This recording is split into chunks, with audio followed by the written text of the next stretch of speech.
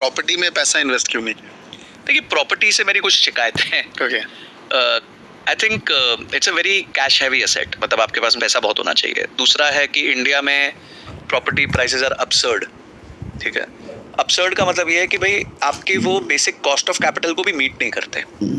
Basic cost of capital को अगर मैं होम लोन 9% पे लेता हूँ तो उसका रेंट जो मुझे बचा के दे रहा है वो भी उतना 9% नहीं है। तो अगर मैं 4 करोड़ की प्रॉपर्टी की बात, तो उसका मेरे को जो अभी आपका घर है जिसमें आप रेंट, हाँ, वो 4 करोड़ का घर है। ओके, अगर वो रेंटेड है? वो मेरा रेंटेड घर है, मैं कभी खरीदता ही नहीं हूँ। तो 4 करोड़ का रेंटेड घर अगर मेरा है तो मुझे उस पर 70,000 का किराया देना है, which is 8,40,000 rupees for a year.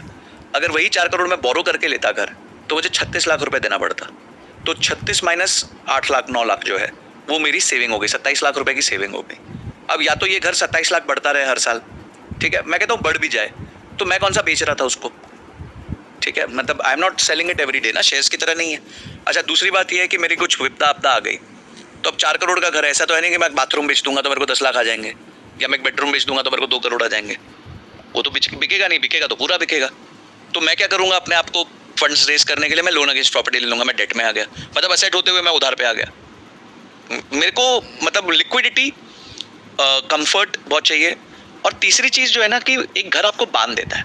अगर आज मैं दिल्ली में, मैं चाहता हूँ यार प्रदूषण बहुत हो गया, पानी खत्म हो रहा है, मैं चाहता हूँ मैं तो जाके कहीं पहाड़ियों में रह लूँ, तो अगर यहाँ मेरा घर होगा तो मेरे लिए बहुत मुश्किल होगी, फिर उसको किराए पे चढ़ाओ, कुछ करो, टेनेंट क्या करेगा, पैसा देगा कि नहीं देगा, आपको पता है, हंड्रेड्स ऑफ हैसल्स। ठीक है। चौथी प्रॉब्लम ये है कि it is a replacement asset, यानी कि आप आज घर बेचोगे, अगर आप यहाँ बेचोगे जहाँ आप रहते हो, कालका जी में रहते हो फॉर एग्जाम्पल, तो कालका जी में घर बेचोगे तो आप दूसरा घर लोगे तो ऐसा तो है नहीं कि वो सस्ता मिलेगा आपको, वो भी महंगा मिलेगा।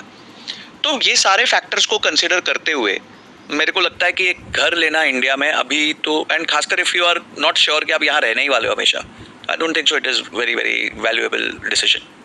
Great sir.